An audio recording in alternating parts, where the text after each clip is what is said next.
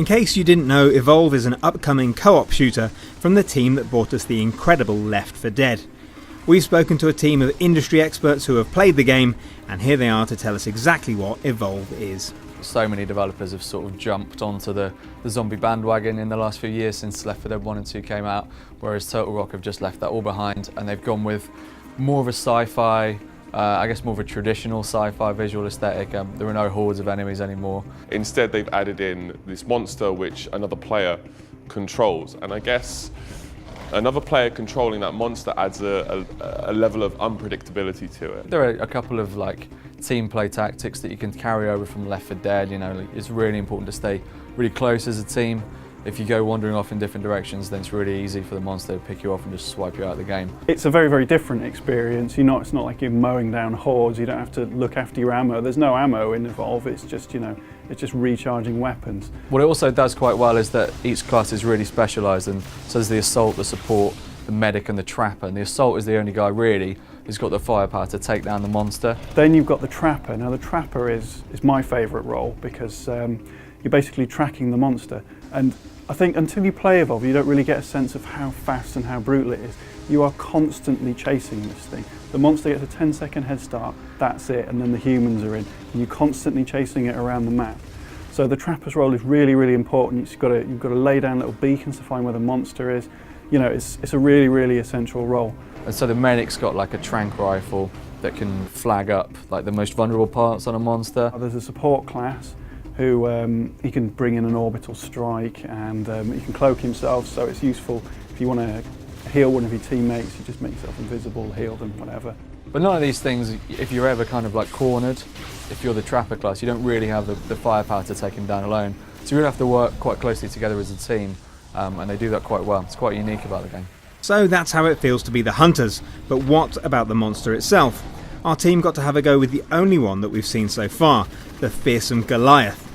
Here's how playing as the prey, for want of a better word, is different.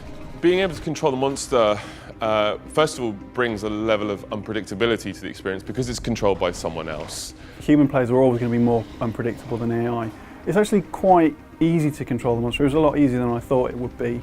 And as the monster, you employ all sorts of different tactics. This monster can hide in the shadows, it can sort of not leave a trail of footprints and suddenly just disappear inside this massive jungle. At the start you'll be running away because you're a relatively weak giant monster. And the whole idea is that you make yourself stronger by beating up local wildlife, eating it and evolving.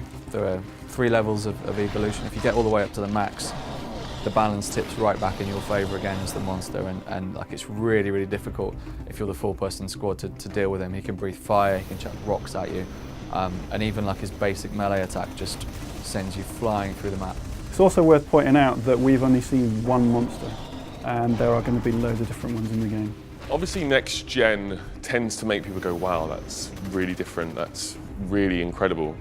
I don't think Evolve does that from a visual perspective. It's built on CryEngine 3, so obviously it's no slouch, it looks pretty good. And I think what's drawn Total Rock to that engine in particular is that kind of lush greenery that it does really well. So there, as you might imagine, there's a lot of rockery, there's a lot of shrubs and trees and lakes and sort of beautiful scenery.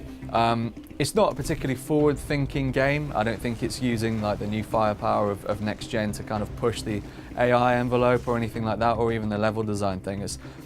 In a way, it's almost got humble ambitions, but it's really refreshing to see a studio that's got that focus and knows what it does really well, and just wants to kind of iterate on that co-op idea. I don't think many people do co-op as well as Total Rock. I don't doubt that they've got a lot of features that they haven't talked about yet.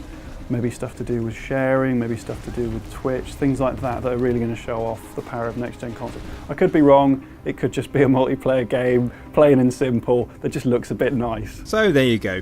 If you loved Left4Dead, or if you just want to hunt massive beasties in a stylised sci-fi future, Evolve might be for you.